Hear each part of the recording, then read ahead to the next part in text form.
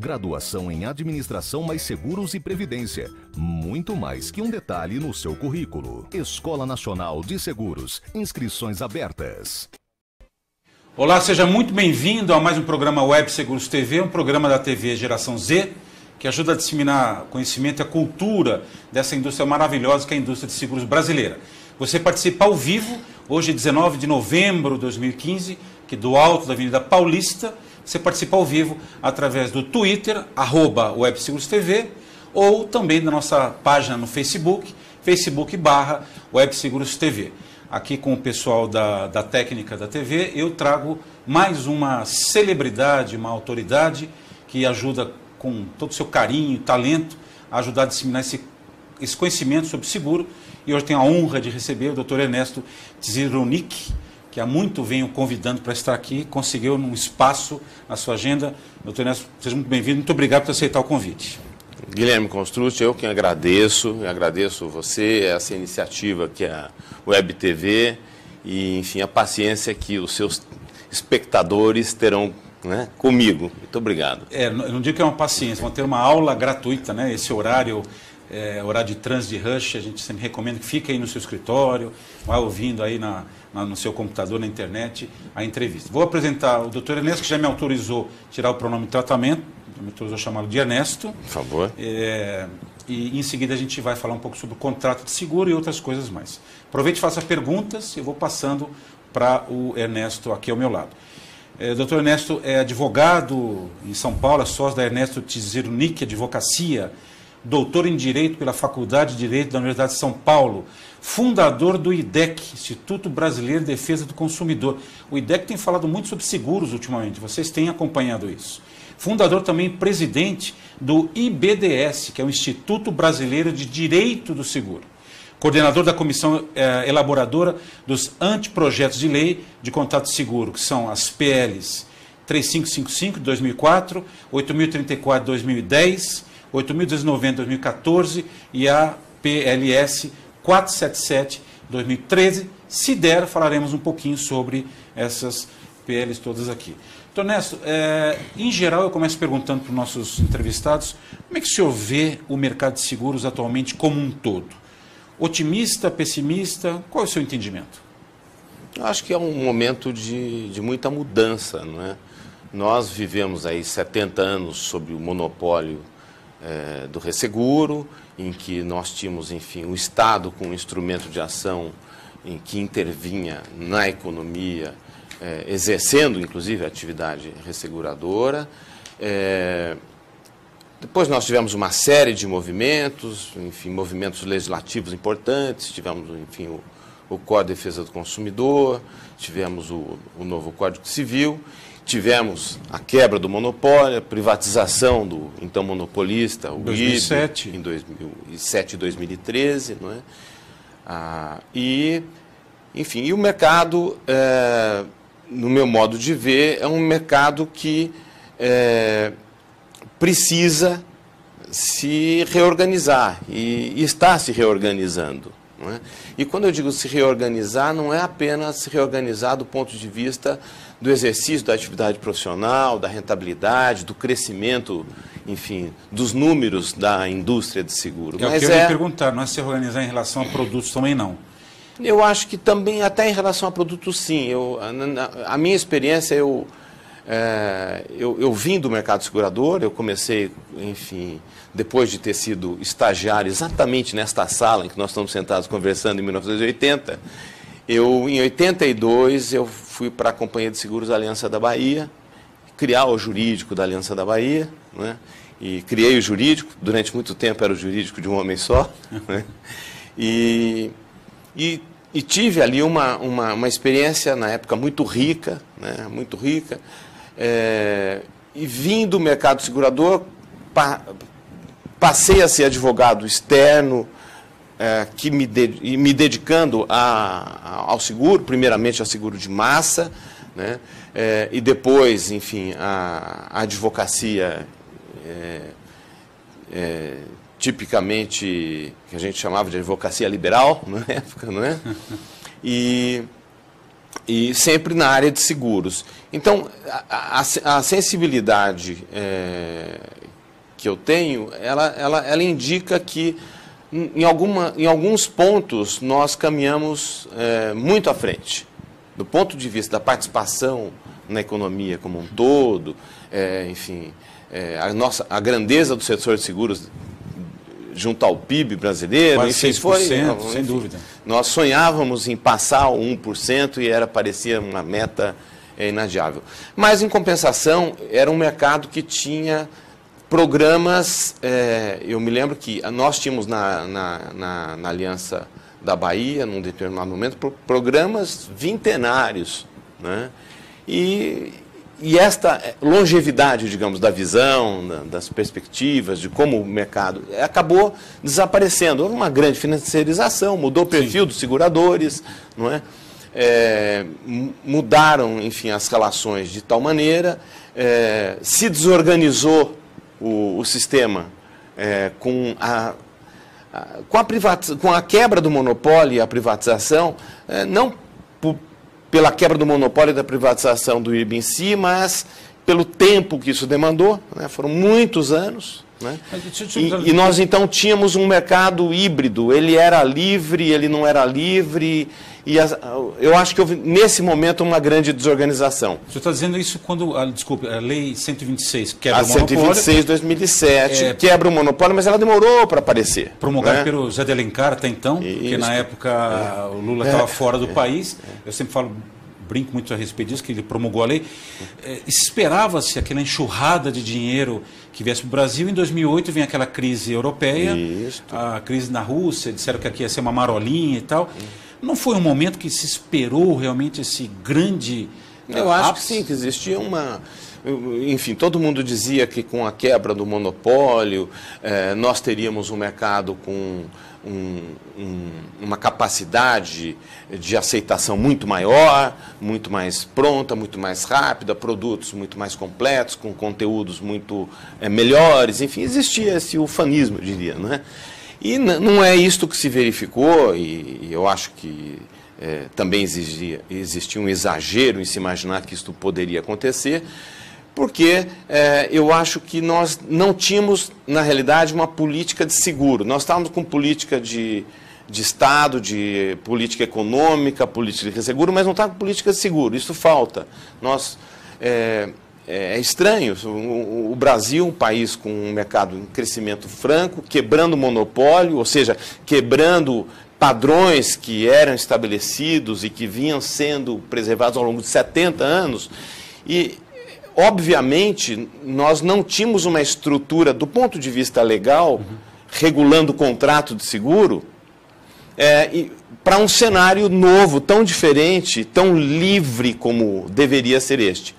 No final da história, o que a gente vê, o que eu vejo hoje, é que essa liberdade, na realidade, não existe. Nós temos os seguros de grandes riscos em franco declínio, o conteúdo desses seguros, enfim... Os riscos declináveis?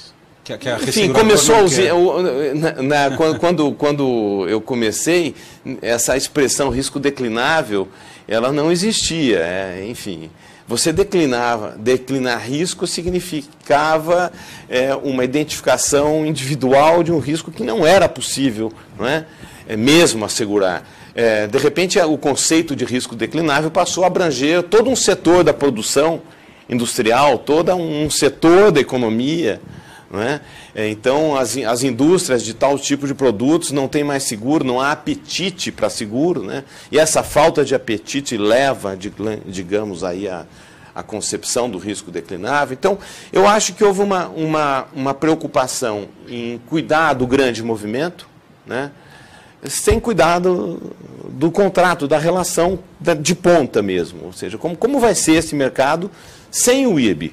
Né? O que nós vamos fazer? Antes a gente pegava a ponte aérea, num caso mais difícil, ia lá conversar no Rio de Janeiro, né, na Avenida Marechal Câmara. Aprovava um plano de resseguro. 171, né, e conseguia discutir o sinistro. E agora, vamos onde? Vamos, enfim, aos Steering Committees londrinos, vamos, enfim, a Munique, vamos a Zurique, vamos a Nova York, vamos a Londres, enfim. Eu acho que houve uma dispersão do poder muito grande, não é? Sem mecanismos que pudessem garantir uma relação mais tranquila no plano das relações entre segurados, seguradores, os corretores e os seus clientes. Eu acho que faltou isto, né? O órgão regulador... O Código de 2002 era muito bom para aquele mercado, enfim, que era um pouco indiferente. Nós chegamos a ter seguros tarifados, estamos voltando a ter de novo, né? A SUSEP está anexando apólices, agora eu vi o seguro de risco de engenharia, fiquei escandalizado. Quase caiu da cadeira. Eu acho que eu caí da cadeira e me machuquei. Mas, enfim... O órgão regulador, neste momento em que não percebeu a importância de se preocupar com contratos, não foi alertado? Então, eu acho que não, aí que está, eu acho que aí é uma questão de vício. Não cabe tanto ao órgão regulador, e não deveria caber ao órgão regulador, nem ao órgão fiscalizador, se intrometer tanto nas estruturas permanentes das relações contratuais securitárias. Isso é matéria para a lei. Isso em qualquer regulação, qualquer setor. Diante dos comandos constitucionais brasileiros, enfim, essa é uma competência legislativa, competência da União, e nós precisamos, e não é um caso particular brasileiro, quer dizer, se você vai a qualquer país do mundo hoje, você encontra países com leis estruturadas de contrato seguro. A Alemanha tem lei de contrato seguro, que não é nenhuma intervenção na economia, não é nada disso, desde 1901. E tem uma lei nova, agora, de poucos anos atrás. Portugal tem lei de 2007. Mas tem órgão regulador. Sim, todo mundo tem órgão regulador, enfim, aqueles detalhes, aqueles desajustes das relações precisam ser objeto de tratamento e a autoridade pública tem que fiscalizar. Não só fiscalizar, como às vezes orientar também no sentido de sanar problemas que surgem durante a operação e que não são problemas, digamos, próprios da relação obrigacional, né? Que são desajustes de comportamento, desajustes. Então, essas regras que o Estado tem que produzir são regras que, no meu modo de ver, devem suplementar, mas não estruturar o relacionamento obrigacional entre segurados, seguradores e todos os que intervêm nessa relação. Não seria função. Olha, tão gostoso bater um papo aqui. Primeiro, quando o assunto é bom, o entrevistado é maravilhoso, tem essa... Como prerrogativa, eu falo muito de advogados, são essa capacidade oratória, que eu acho fantástica, né? O doutor Ernesto está sendo esperado há muito tempo aqui, voltará se tiver agenda, porque já tem perguntas aqui que nem vão dar tempo de perguntar ao doutor Ernesto, tendo em vista que a coisa passa rápido demais. Mas eu queria fazer um comentário. Esteve conosco aqui o doutor Walter Polito, que o senhor conhece muito bem, a doutora Ivi Cassa, que o senhor também conhece muito bem, e disseram que ouviram um momento que a SUSEP disse que estava criando produtos para seguradoras, quase caíram da cadeira também. Não é competência de uma SUSEP, de um órgão regulador, que existe desde 66, né, a Lei 73, Sistema Nacional, criar produtos. Concorda? Ou estou enganado? Não é competência. Não é nem competência legal dela, na realidade, regular, né? A SUSEP é um órgão fiscalizador, nós temos lá o Conselho Nacional de Seguros Privados, que deveria ser o órgão regulador. Parece que, na prática, o Conselho Nacional de Seguros Privados... Só dá diretriz. Ele mais recebe e chancela o trabalho que a SUSEP acaba desenvolvendo. Né? Então, eu diria que é mononuclear esse sistema, ele não é binuclear. Né? E, de qualquer forma, é isso que a gente tem visto. Mas não é o pior é que não é apenas criar produtos. Né? É criar a estrutura, a linguagem jurídica, propriamente dita. Isso são projetos de lei? Que regulamentam? Eu acho que são leis que devem regulamentar. Enfim, é uma tendência. Nós temos lei, olha, Cuba mal começou a abrir o seu mercado. Mal começou a abrir, fez uma lei de contrato seguro.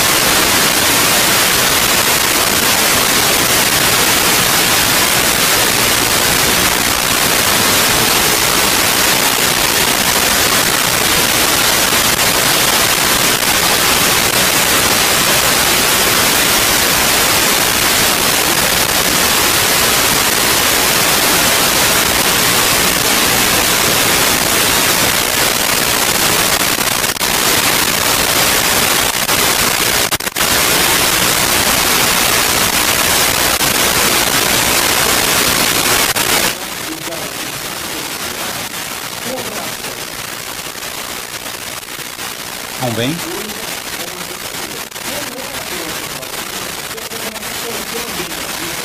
Com relação ao bem-estar psicológico, com relação a créditos, com relação a direitos, não é? Então, eu acho que nós vimos de um sistema que tentou migrar e que ficou com uma diversidade de gêneros, uma diversidade de informação, uma diversidade principiológica, que é o Código Civil 2002. Então, há normas que são modernas, em parte, mas a outra parte delas é antiquada. Quando se fala que prova-se o contrato de seguro mediante 3 documentos, bilhete, apólice e recibo de pagamento do prêmio... Proposta.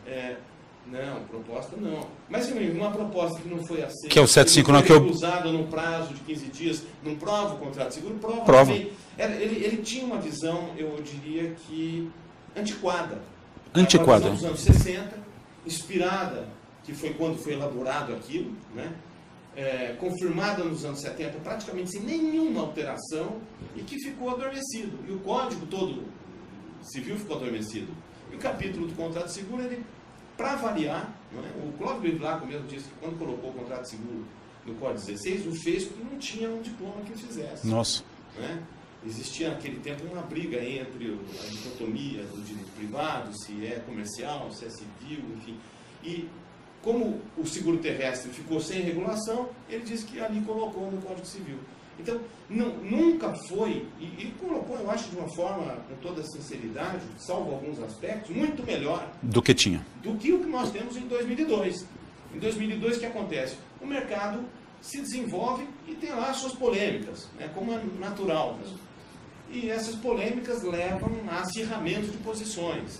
E isto leva ao conflito de interesses que vai para juízo, que passa lá 10, 15, 20 anos, acaba terminando lá na época no Supremo Tribunal Federal, e aí vem a lei nova, tinha que resolver aquela pendenga que ficou 30 anos sendo discutida. Então, na realidade, em 60, nós estávamos tratando de questões que eram questões próprias, típicas, dos anos 40, dos anos 50, de quando nasceram esses processos que geraram essas polêmicas. Né? Então, eu acho que foi anacrônico, a disciplina anacrônica, insuficiente, incompleta, né? Continua a diversidade de diplomas. Aí vem a quebra do monopólio. Aquilo, mais o Código Civil, enfim. Onde que está? É uma coisa interessante, os advogados que vão trabalhar com a gente, eles até às vezes valorizam demais, advogados não securitaristas, eles valorizam demais a gente, na realidade, porque a gente sabe onde buscar as coisas, não é? Porque é difícil, inclusive, encontrar esse direito positivo. São normas e normas. Há uma quantidade infindável de normas da SUSEP, uma quantidade infindável de normas do Conselho Nacional dos Privados. Antes existiam as prezes do IRIP. Eram cartas da presidência que não eram nem publicadas e que faziam regra no mercado. E é um mercado de praxes, não é natural isso. Eu vou interromper o doutor Ernesto aqui um instantinho só. A gente precisa fazer um intervalo, programar ao vivo assim mesmo. Olha, já tem mais de 20 perguntas que chegaram aqui pelo Twitter para o Ernesto. Não vou conseguir fazer agora, já estão me apontando um intervalo. Não saia daí, esse bate-papo muito produtivo. Eu volto daqui a pouquinho. Estamos de volta na Web Seguros TV, hoje com o doutor Ernesto Dizin. Deixa eu... Me ajude? Ciro Piquenique, Rescupique. Cironic, que me disse que é da cortina de ferro, ucraniano. Ucraniano. A coincidência incrível, ele até comentou com vocês agora que conheceu este andar aqui onde está hoje a TV Geração Z. Meu primeiro trabalho foi nesta sala. Nessa sala. Isso é uma coisa, daquelas coincidências boas da vida.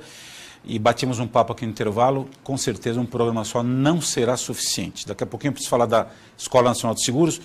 Eu tenho muitas perguntas que falam de contrato e tal. Uma delas, que vem de São Paulo, ela chama-se Doutora Beth, vem pelo Twitter. Doutora Beth PN.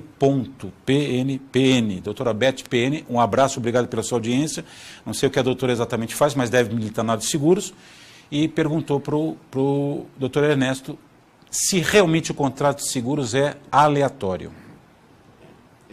Eu acho que é uma provocação, né, Beth?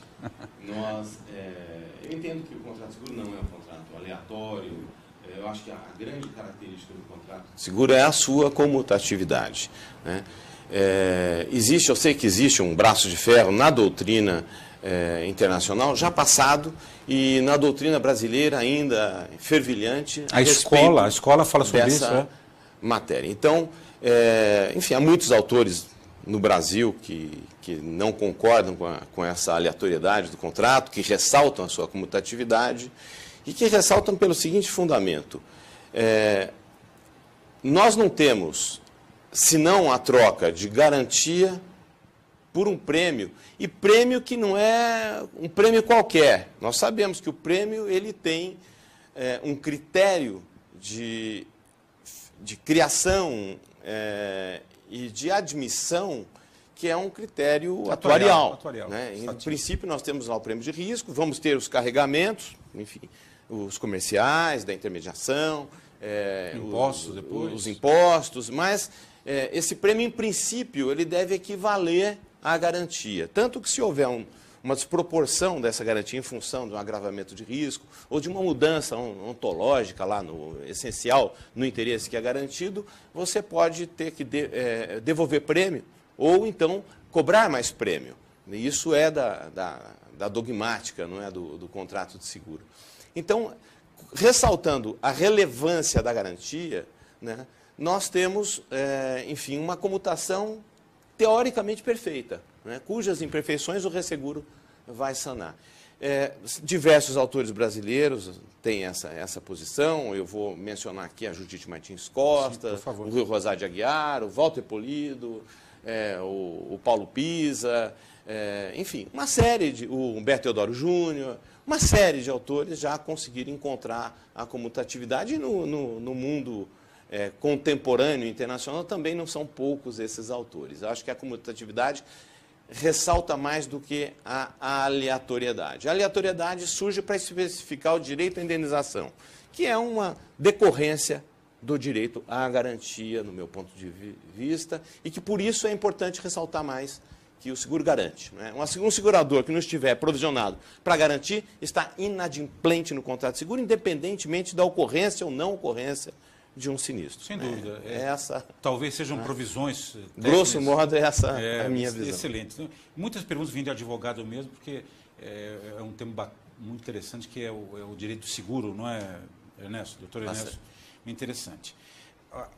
Já mencionado, vai um abraço ao doutor Paulo Pisa, nosso colega lá do Clube IP, um grande abraço ao doutor Paulo Pisa, e também um abraço à unidade Ribeirão Preto, da Escola Nacional de Seguros, muito bem liderado pela Sônia Maria e toda a sua equipe, que recebeu a doutora Ive, que nós estamos comentando agora, para uma palestra para os seus corretores lá. Então, aqui um abraço à Sônia e toda a equipe da Funenseg, da Escola Nacional de Seguros, da região de Ribeirão Preto. Uma das principais bandeiras do IBDS é a Lei Geral do Contrato de Seguro. Quais são as principais características do projeto que tramita no Congresso, doutor Ernesto? O projeto foi feito com princípios, eu diria que esses princípios vieram, inclusive, se aperfeiçoando ao longo do tempo, ao longo dos diversos projetos que foram se sucedendo. Né? Foi saudável essa demora, né? E eu acredito que a gente está muito próximo de ter uma mudança na dogmática contratual, graças a esse aperfeiçoamento. Quais são os principais princípios? Em primeiro lugar, o seguro não é visto como um instrumento de constrição. Né? O seguro é visto como um instrumento de liberdade. Então, as regras centrais da regulação do contrato de seguro devem procurar garantir que o seguro seja um instrumento de cooperação com o desenvolvimento da liberdade, seja da liberdade individual, seja da liberdade do exercício da atividade econômica. Existem princípios, que são princípios pouco ressaltados na doutrina civilista, que são, por exemplo, o princípio da audácia. Né? É um princípio que no direito brasileiro, talvez o primeiro a formulá-lo com essa denominação, mas ele existe fora do Brasil, foi o Fábio Conde Comparato no seguro de crédito dele dos anos 60. O princípio da audácia, ou seja, com o seguro, não se espera que o segurado seja mais covarde no exercício das suas atividades. Se espera que ele seja mais corajoso, mais audaz. Então, o seguro é um instrumento que ajuda a liberar as forças produtivas para serem mais agressivas. Muito interessante. Isso que muitos hoje, em determinadas situações, são capazes de chamar de agravamento de risco, né? Em determinadas situações, quer dizer, não quero generalizar, mas eu vejo situações e falo, não, se você fizer isso, você está agravando o risco. Espera aí. Há uma confusão entre a audácia e agravamento de risco. Entre a audácia, entre, enfim, o empreendedorismo, é a liberdade que o seguro proporciona, é um dos grandes valores do seguro. Está protegido para que ele libera capitais, não é? E ele incentiva o desenvolvimento tecnológico, não é? Então, eu acho que essa ideia de instrumento de liberdade é uma ideia central. A outra é de que não deve haver profusão normativa, ou seja, ninguém tem aqui a vontade napoleônica de que o direito seja conhecido por todo cidadão. Mas, pelo menos por aqueles que estão operando mais próximo, ou que se aproximam do seguro, eles têm que ter um guia mais fácil, reunido, com uma linguagem que não seja uma linguagem diferente, própria. Não é? Enfim, uma lei de seguro não precisa falar segurança. Uma lei de seguro tem que falar a linguagem do direito do cidadão, em geral. De tal forma que o advogado Ernesto ou o advogado Pedro, que nunca trabalhou com contrato de seguro, consiga se aproximar, como o advogado Ernesto, que só trabalha praticamente com isso, se aproxima da lei do cheque, entende bem, se aproxima da lei de locação, entende bem, enfim. A ideia da uniformização das categorias dentro do direito obrigacional, né? Claro que respeitando particularidades do seguro, mas não incrustando o seguro dentro de um ser estranho, que é o direito obrigacional em relação ao contrato de seguro, que seria ultra especializado. Não é essa a ideia. Então, a linguagem, a disciplina, o ser instrumento de liberdade, o estar a serviço do desenvolvimento da solidarização. Acho que e isto é fundamental. Básico. O seguro, ele não é só uma técnica que socializa. Ela é uma técnica requerida para a própria socialização. Né? No mundo em que acidente enfim, tudo que a gente tem certeza que vai acontecer, não é? E que não é mais um problema do homem com a natureza, do um homem com outro homem, quanto mais desenvolvimento, mais infortunística e mais inesperada é a infortunística. O homem evolui, o risco evolui. Evolui, muda de conceito. Né? Então, diante desse quadro, é importante que a sociedade conte com um instrumento que permita a solidarização econômica. Não é um fazer favor para o outro, enfim, não é uma questão de vontade individual, de bondade, de generosidade, mas nós não conseguimos enfrentar o acidente individualmente, nós temos que enfrentá-lo de forma coletiva. Então, e aí nascem determinados princípios, a transparência. Por exemplo, transparência, seguro e responsabilidade civil. Hoje está aí todo o mercado olhando para a Mariana também, não é? O Brasil está olhando para a Mariana, França e Mariana, não é?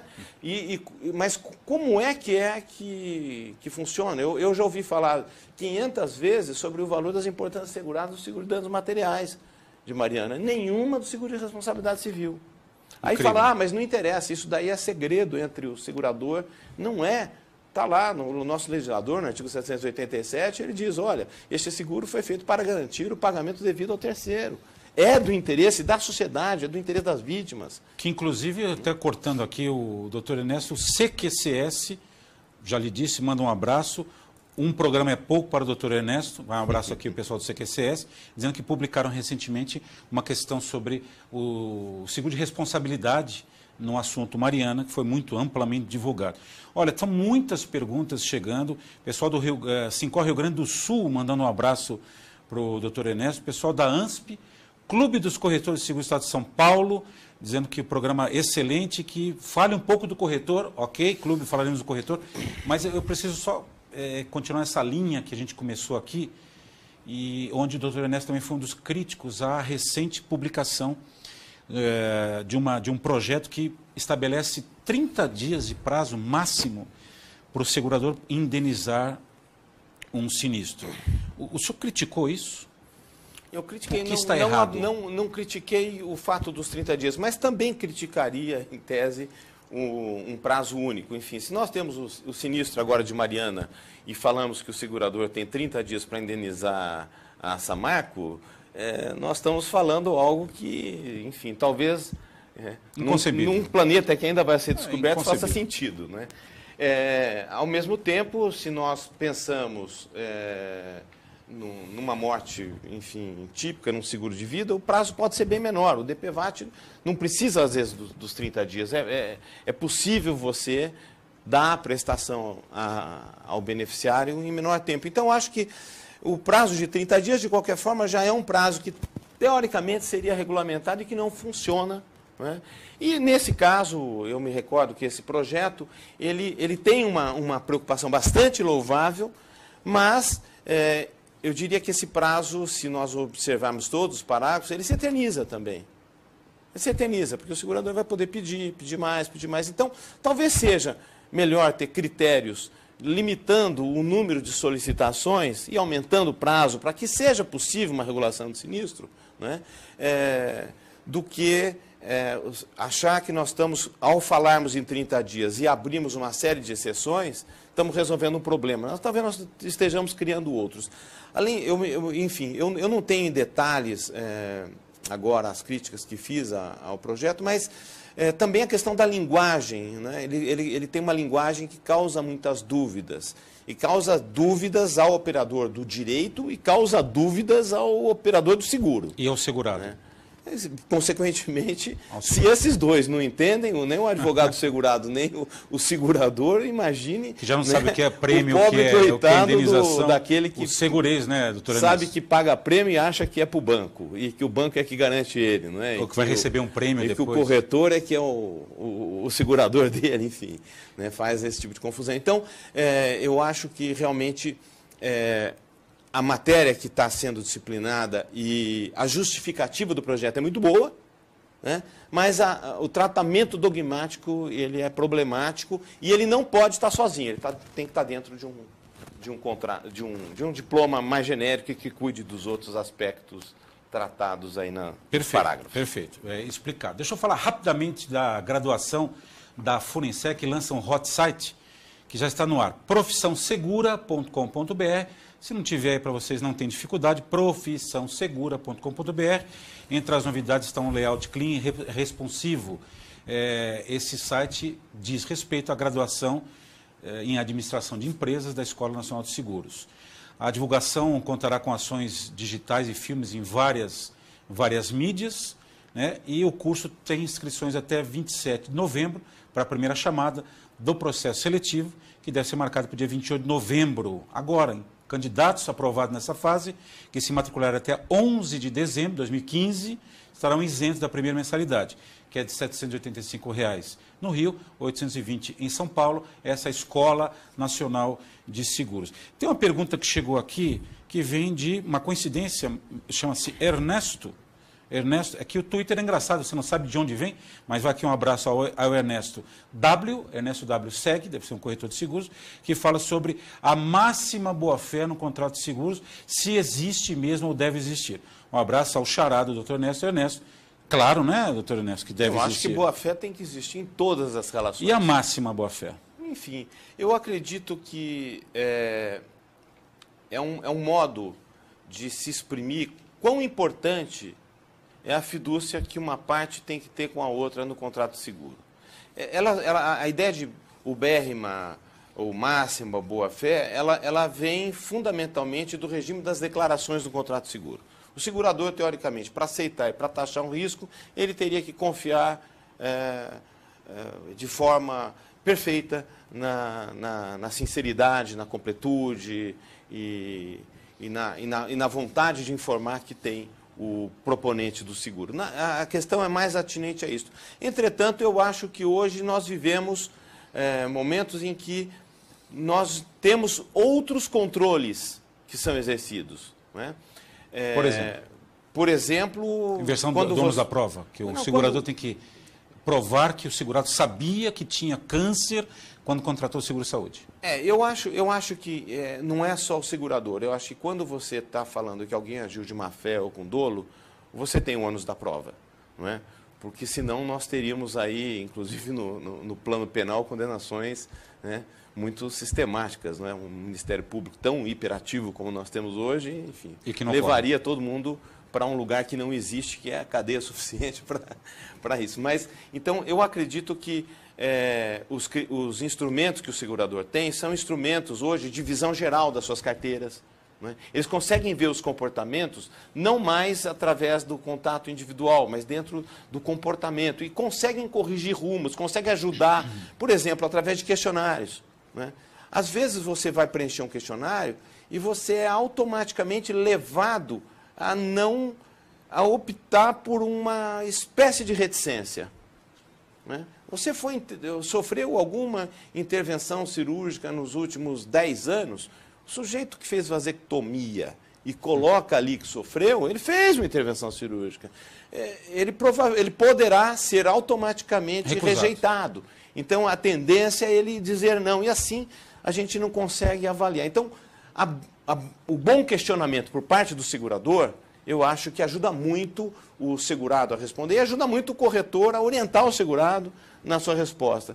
Porque muitas vezes nós temos dificuldades de responder perguntas mal formuladas porque elas vão nos comprometer ou porque elas podem ser mal interpretadas ou porque nós não compreendemos bem como ela foi formulada. Né? Que o consumidor é hipossuficiente, então, acho que boa-fé é muito importante em todas as obrigações, é muito importante no seguro, mas eu acho que técnica, bastante técnica, é tão importante quanto. Você chama de sinaligmática, é isso? Me corrija? Sinalagmático. Né? Sinalagmático, é a máxima boa-fé. Estamos chegando ao final, temos 2 minutinhos aí para, como disse para vocês, vou encaminhar as perguntas para o doutor Ernesto, depois a sua assessoria, ele mesmo poderão responder assim que tiver tempo, e já o convido ao vivo para estar de novo conosco, porque o tema é muito interessante. Queria finalizar perguntando se há uma lei geral do contrato de seguro, ele também pode inibir fraudes. Veja bem, apenas um reparo, nós trabalhamos com uma lei de contrato de seguros e não uma lei geral de seguro. Tá? Houve quem tentasse chamar essa lei de contrato de seguro lei geral para colocar na lei de contrato coisas que não são de contrato, que são coisas do interesse do setor segurador ou do interesse de segmentos com eles relacionados. Então não é correto. Não é correto. Não é correto. Nós temos não é a lei de controle. A lei de controle é uma outra coisa, acho que o Brasil precisa evoluir a sua lei de controle, mas a lei de contrato é o que nós estamos buscando. Ajuda a inibir fraude, sem sombra de dúvida. Por exemplo, existe um preconceito contra a prova formada por meio de indícios, né, que é a chamada prova indiciária. Na realidade, ela é prova-prova, mas ela é constituída por uma soma de indícios. Nós temos um diploma que seria o único que legitima a prova indiciária. E diz o que é a prova indiciária, busca aquilo que é mais elaborado na doutrina jurídica a respeito da matéria e estabelece que ela será aceita. Essa é uma das questões. Nós temos um diploma que enfatiza a importância da cooperação efetiva, não apenas no nível da declaração, mas no nível do comportamento. Né? É uma lei que esclarece, por exemplo, o que é o agravamento. Não é aquela coisa que ninguém sabe o que é, então isso é isto, não é isto. Procura definir melhor essas questões centrais, de tal forma que os comportamentos sejam passíveis de uma avaliação mais fácil. Como o senhor falou, a audácia, não confundir com a audácia e a liberdade de empreender, né? Liberdade de empreender, liberdade de sair, de passear, de... Estar protegido, ousar, né? Inovar. Só não pode muito beber, né? Aí é mais do que agravar o risco, é lei. Né? Aí é ruim para a gente. Mas o que acontece também é que, por exemplo, o conflito desnecessário de comportamentos entre seguradores e segurados em sinistros, ele acaba sempre levando a uma espécie de preconceito e a uma espécie de prevenção. Então, o segurador tem prevenção contra o segurado e o segurado também tem prevenção contra o segurador. Sim. E no momento do sinistro, essa prevenção acaba levando à formulação de reclamações exageradas. Eu sei que ele vai pagar só um pedaço mesmo, então, para ele me pagar um pouco mais, eu preciso... E nessas, às vezes o exagero tem sucesso, e, enfim, os seguradores são fraudados, porque o exagero, né, não era para ter sucesso. Né? Claro. E, às vezes, o exagero leva a que a indenização seja, enfim, aquela que deveria ter sido paga. E, às vezes, ele até, enfim, resulta em indenizações inferiores. Mas o fato é que, por exemplo, esta lei, ela prevê que, enfim, você exagerar a reclamação é cometer fraude contra o seguro. Se exagerar a reclamação. Olha, excelente isso, hein, Mago? Isso é um aspecto que pouca gente vê, não é? Com certeza. A outra coisa também, eu me recordo que em um evento acontecido em Brasília, durante já o nosso tempo já se esgotou. Mas enfim, é uma pena. Não, fale rapidamente de Brasília, exemplo, 30 segundos. Se fala sobre o seguro pode ou o seguro não pode garantir manutenção, não é? Então, eu ouvi muita gente falando, esse projeto vai transformar o seguro em um substituidor de pneus de veículos, porque se o veículo, enfim, o segurado tem medida de salvamento. Enfim, pelo contrário, o projeto ele especifica, ele fala, olha, nenhum tipo de manutenção preventiva será possível ser objeto de contrato de seguro. O seguro seria nulo para garantir isso e aí está todo mundo protegido. Enfim, eu acho que são normas que procuram ser mais específicas no que diz respeito a conceitos centrais importantes para o funcionamento da relação de seguro, de tal forma que segurado tenha menos dúvida, segurador tenha mais garantia e menos dúvida e também mais obrigação, porque está mais claro o que ele deve, e o corretor não fique aí perdido naquelas situações em que ele não sabe explicar o porquê do não, né? E onde ele não sabe também explicar, não tem um fundamento claro para explicar para o segurado por que aquilo não é devido. E aí fica aquela imagem de um mau seja para prestador de transmitir serviço. um não que ele também não compreende o que foi dado, seja para, enfim, convencer de um não que ele está convencido, mas que, né, acho que é importante. Clubes Corretores, está aí uma informação que até ajuda o corretor a ser um profissional melhor. Enfim, nosso tempo já se esgotou, é uma pena. Estive aqui com o Dr. Ernesto Zirunic, falando sobre contrato de seguro, sobre segureio, sobre tantas coisas importantes. Voltará, se assim a agenda dele permitir, o ano que vem. E muito obrigado à TV Geração Z, obrigado ao pessoal da Web Seguros TV. Tem gente que falou assim, manda um abraço, doutor Scartesini aqui, estava esquecendo, doutor Scartesini mandando um abraço. Não esqueça de mandar um abraço, doutor Ernesto, está mandando um abraço aqui. E eu agradeço a sua web audiência e até uma próxima, né, doutor Ernesto? Muito obrigado pela sua presença. Foi um prazer, Guilherme. Conte conosco. Conte comigo também, por favor. Obrigado, TV, até a próxima. Obrigado a todos.